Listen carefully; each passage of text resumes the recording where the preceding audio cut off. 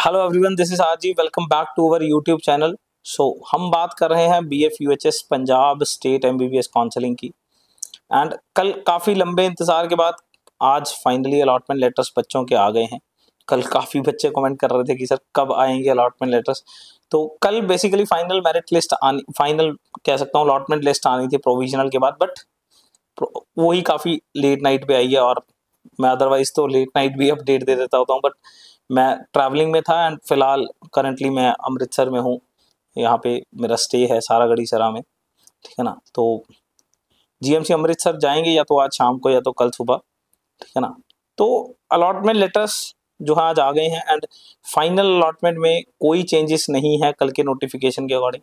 तो क्योंकि यहाँ पे बोर्ड नहीं है तो हम अब आज कोई एनालिसिस नहीं करने वाले हैं, ठीक है ना। तो दो चार बातें जो आपको डॉक्यूमेंट के लिए ध्यान रखनी है, ठीक है ना, तो उन चीज़ों के ऊपर बात करेंगे। सबसे पहला क्वेश्चन, थोड़ा जल्दी बात करेंगे। सबसे पहला क्वेश्चन है कि क्या कल संडे ओपन है? तो काउंसलिंग में कोई संडे मंडे नहीं होता, सब एक जैसा है, ठीक है ना। कल संडे ओपन है, आप जा सकते हो। दूसरी बात, फीस जो आपको सबमिट करनी है, ठीक है ना।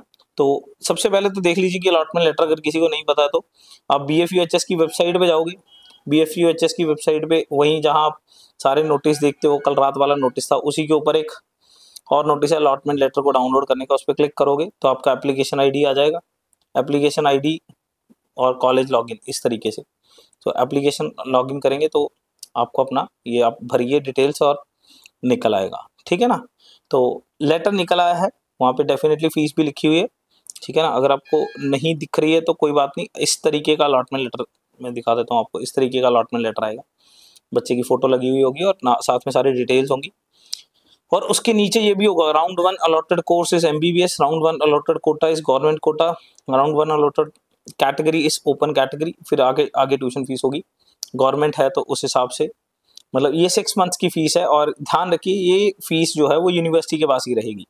आपकी अगर सीट कोई भी अपग्रेड होती है, राउंड 2 में अपग्रेड हो रही है या राउंड 3 में अपग्रेडेशन हो रहा है, किसी भी तरीके से आपका प्रोसेस जो है अगर अपग्रेडेशन में जा रहा है, तो आपकी जो फीस है वो उस हिसाब से उस कॉलेज में भेज दी जाएगी। तो फिलहाल ये फीस यूनिवर्सिटी के पास ही रहनी है, किसी कॉलेज के पास नहीं रहनी है। नो डाउट आपको रिपोर्ट वही करना है जो आपका कॉलेज अलॉट हुआ है, बट स्टिल ये फीस BF UHS के पास ही रहती है। ये फाइनली जहां आपकी सेटिंग आएगी लास्ट में, वहां पे आपको भेज दी जाएगी, ठीक है ना। ये यूनिवर्सिटी अपने आप पे अपने लेवल पे करता है। जैसे मेरे पास ये सेमी सीट खुली हुई है, तो बेसिकली यहाँ पे लिखा हुआ है 2,13,000 रुपये आपको ये भरने हैं, ठीक है ना। तो इसके लिए क्विक क्विक क्वेश्चंस हैं। तो मेरे ख्याल से हम बात कर चुके हैं कि कल जा सकते हैं। दूसरा है फीस गेटवे, ठीक है ना। तो फीस बेसिकली यार आप देखिए, पहले चेक्स और क्रेडिट कार्ड्स लिए और चेक्स और DD लिए जाते थे, अब ये नहीं लिए जाते हैं। आपको अब BF UHS के गेटवे के थ्रू ही पेमेंट करनी है। Payment net banking, debit card, credit card किसी से भी करी जा सकती है। फाइन, कोई दिक्कत नहीं है, ऑल आर ओके। बट एक छोटी सी बात जो पिछले सालों में, एक आध साल में हमने बच्चों से सुनी है कि जैसे इन केस अगर कोई भी रिफंड आना हो, जैसे लेट सपोज आप पहले मैनेजमेंट में थे फिर प्रमोट होकर सेमी में आ गए, तो कुछ फीस जो है आपकी वो वापस आनी बनती है, जो आपका गैप है। तो अगर इन केस ऐसी कोई फीस वापस आनी है, तो वो पिछले सालों में कई बार बच्चों ने बताया है कि क्रेडिट कार्ड में वो फीस थोड़ी सी लेट आती है। बाकी ऐसा कोई दिक्कत नहीं है, आप किसी भी थ्रू भर सकते हो, पैसे तो आने ही हैं अगर कोई किसी भी तरीके से वापस आने हुए तो, ठीक है ना। एंड तीसरी चीज जो है वो डॉक्यूमेंट्स, वैसे तो सबके पास अब अलॉटमेंट लेटर्स हैं, आप उसमें डॉक्यूमेंट्स देख सकते हो, ठीक है ना। इसके लिए कुछ कॉमन इंस्ट्रक्शंस लिखी हुई हैं। जैसे सबसे पहली जो है इंस्ट्रक्शन वो ये है कि प्रोविजनल एलोकेशन जो है वो बेसिकली आपकी चॉइस फिलिंग के अकॉर्डिंग राउंड 1 में जो आपने भरी थी उसके अकॉर्डिंग दी गई है।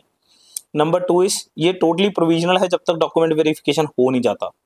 Number 2 is number 3 is basically ये जो प्रोविजनल अलॉटमेंट लेटर है आपके पास, ये आपकी कैटेगरी के हिसाब से है। इन केस अगर आप अपनी कैटेगरी को वेरीफाई कराने में सक्षम नहीं रहते हैं डॉक्यूमेंट वेरिफिकेशन में, तो फिर ये मतलब वो बेसिकली सीट कैंसिल हो जाती है, ठीक है ना। वो फिर सब्सिक्वेंट राउंड्स में आपको दोबारा से पार्टिसिपेट करना पड़ता है विद द चेंज कैटेगरी, ठीक है ना।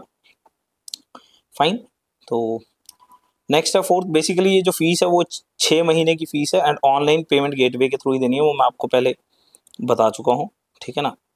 एंड नेक्स्ट इज आपको फिजिकली रिपोर्ट करना है 31 से लेके 5 सितंबर तक, ठीक है ना। तो ये आप अपने अपने रिस्पेक्टिव कॉलेजेस में भी चेक कर सकते हो। जैसे फिलहाल मैंने आपको बताया कि हम अमृतसर में हैं, तो जीएमसी अमृतसर में बेसिकली उन्होंने बताया कि 31, 1 और 2 इन 3 दिन में 650 से ज़्यादा मार्क्स वाले रिपोर्ट करें, और 3, 4 और 5 को 650 से कम वाले रिपोर्ट करें, सो दैट मतलब ज़्यादा रश ना पड़े एकदम से पेरेंट्स का।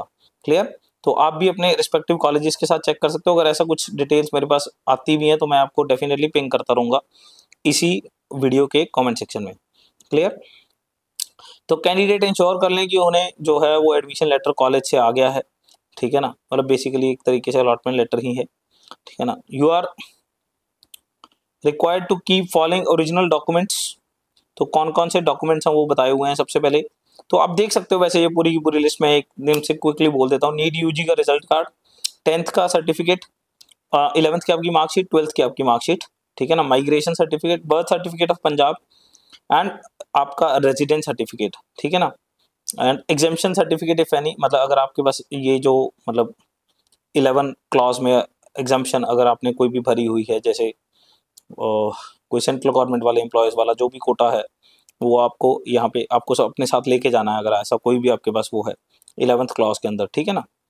तो compulsory sworn certificate of sworn declaration certificate आपको लेके जाना है। आपने पहले भी इसका अंडरटेकिंग वो जो आपने सबमिट किया हुआ था वो आपके पास होना चाहिए।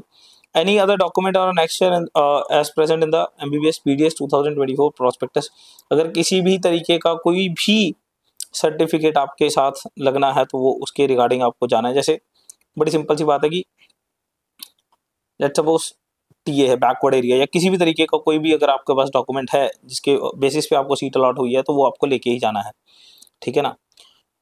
Original receipt of the deposition of tuition fees, ठीक है ना। जो आप फीस सबमिट करोगे, देखो फीस जो है मैं आपको सजेस्ट करना चाहूँगा आप पहले से ही भर के जाइएगा, ठीक है ना। आप पहले से आज भरिए फीस, ठीक है ना। अगर आपको सीट फ्री एग्जिट नहीं लेना है, सीट रोक के रखनी है, ठीक है ना, तो आप पहले ही घर से भर के जाइएगा। और अगर आपके बैंक की लिमिट इंक्रीज नहीं है तो बैंक की लिमिट इंक्रीज करा के ट्रांजैक्शन करके फिर ही जाइएगा वहाँ पे, ठीक है ना, ताकि वहाँ पे ऐसा कोई दिक्कत ना आए और उसकी आपको रिसिप्ट निकालने में भी दिक्कत ना आए, ठीक है ना। So one of the authentication proof यानी कि PAN card, driving licence, passport, Aadhaar card, कुछ भी जो भी है आपके पास आप लेके जाइएगा। कोई भी रिजर्वेशन सर्टिफिकेट है, कोई PWD कैटेगरी सर्टिफिकेट है, कोई भी माइनॉरिटी सर्टिफिकेट है, तो वो सारी चीज़ें आपको लेके जानी है। और इसके अलावा यहाँ पे अगर मैं बात करूँ तो शायद एक चीज़ रह गई है, इनकी फोटोग्राफ्स नहीं लिखे हुए हैं, ठीक है ना। तो ये सारे के सारे आप ओरिजिनल लेके जाने हैं, फाइन, बिकॉज यूनिवर्सिटी अपने पास सबमिट करके रखता है ये, ठीक है ना। और डरने वाली कोई बात नहीं है, जब आप दूसरे कॉलेज में जाओगे तो ये आपको वापस मिल जाते हैं, ठीक है ना। तो ये ओरिजिनल लेके जाने हैं। इन सब की फोटो कॉपीज, एक एक फोटो कॉपी एटलीस्ट अपने घर पे संभाल के भी रख के जाना, ठीक है ना, इन केस आपको बाद में भी जरूरत पड़े तो।